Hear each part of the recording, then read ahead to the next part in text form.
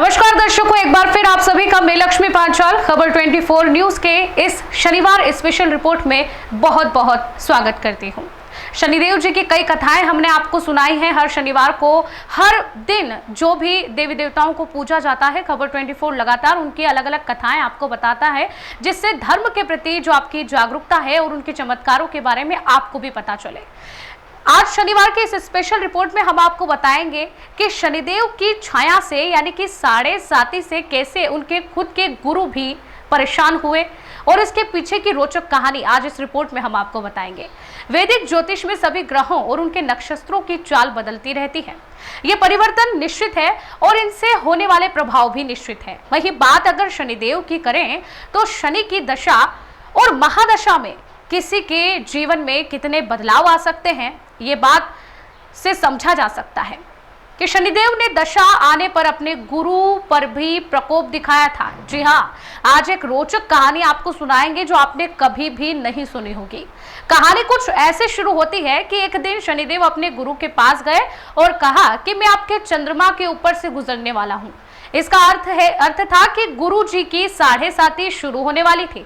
गुरु ने शनिदेव से कहा कि ऐसा मत करो, लेकिन शनिदेव ने कहा कि अगर मैं आपको छोड़ दूंगा तो ये कर्तव्य से विमुख होना होगा, इसीलिए मैं ये नहीं कर सकता हूँ।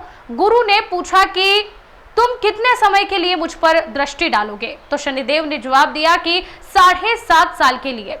गुरुजी शनिदेव से नाराज हो गए। शनिदेव ने कहा कि ठीक है, मैं आप पर सिर्फ 7 महीने के लिए ही दृष्टि डालूंगा, लेकिन गुरुजी फिर भी तैयार ना हुए। शनिदेव अपने गुरु को नाराज नहीं करना चाहते थे, तो वे बोले कि 7 दिन दृष्टि की अनुमति दे दीजिए, लेकिन गुरु फिर भी नहीं माने। गुरुजी ने स्वयं कहा कि शनि, तुम मुझ पर दृष्टि कभी मत डालो। ऐसा सुनते ही शनिदेव ने कहा कि अगर मैं ऐसा करता हूं तो फिर मेरा कोई सम्मान नहीं रहेगा, कोई भी धर्म का पालन नहीं करेगा, कोई मुझसे नहीं डरेगा। शनिदेव ने अपने गुरु से कहा कि मैं केवल 7.5 पहर के लिए आपके चंद्र नक्षत्र में रहूंगा, यानी कि 22.5 घंटे तक। लेकिन गुरुजी ने कहा कि मैं तुम्हें सिर्फ 3.25 घंटे यानी कि 1.25 पहर की अनुमति दे सकता हूं। शनिदेव इसके लिए तैयार हो गए। गुरु ने सोचा कि 1.25 पहर तो वो स्नान आदि में ही बिता देंगे, शनिदेव उन्हें परेशान ही नहीं कर पाएंगे। शनिदेव अपने गुरु के मन की बात को जान चुके थे और उन्होंने सोचा कि चूंकि गुरु ने अपने मन में मुझे धोखा देने के बारे में सोचा है, तो अब मुझे ये बताना ही पड़ेगा कि मैं कितना निष्पक्ष हूं। अब गुरुजी गंगा नदी में स्नान कर बाहर निकले तो एक तरबूज का व्यापारी मिला, जो कि शनिदेव ने खुद ही अपना भेष बदल कर गुरुदेव के पास आए थे। व्यापारी ने गुरु को तरबूज काट कर बताया कि वो कितने रसीले तरबूज हैं और स्नान कर बाहर निकले तो एक तरबूज के व्यापारी को बोले कि यह तो व्यापारी बहुत मीठा है, जिन्हें देखकर गुरुजी का मन तरबूज खाने को आतुर हो गया। गुरुजी ने तरबूज खरीद लिए और अपने झोले में डालकर निकल पड़े। गुरुजी जिस शहर की तरफ चल दिए थे, वहां के राजा और मंत्री के बेटे शिकार के दौरान जंगल में खो गए थे। रात तक जब वो वापस नहीं आए तो राजा ने उनकी खोज के लिए सैनिकों को भेज दिया था। इन सैनिकों ने गुरुजी को आते देखा, जिनके हाथ में झोला था, लेकिन इस झोले में से लाल रंग का द्रव्य निकल रहा था। सैनिकों ने गुरुजी को रोका और झोला देखकर वो तो सन्न रह गए।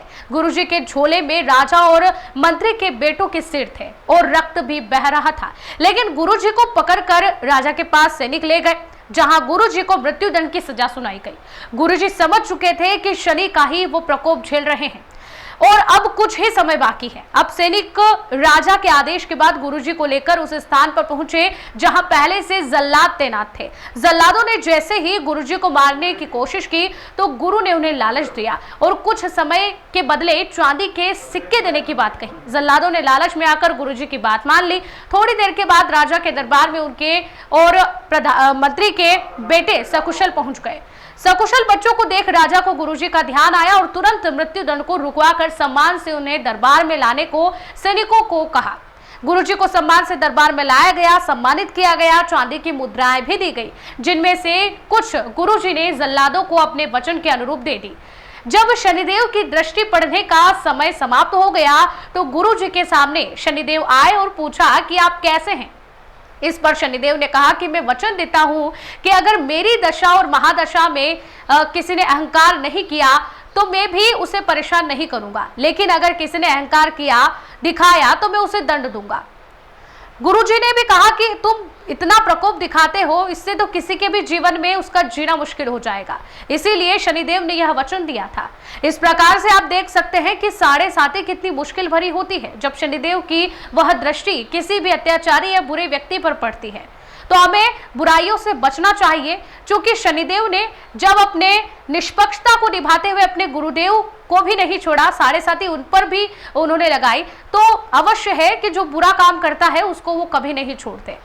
हमारी आज की इस स्पेशल रिपोर्ट में फिलहाल के लिए इतना ही, लेकिन ऐसे ही और प्रोग्राम्स को देखने के लिए लगातार खबर 24 पर बने रहिए।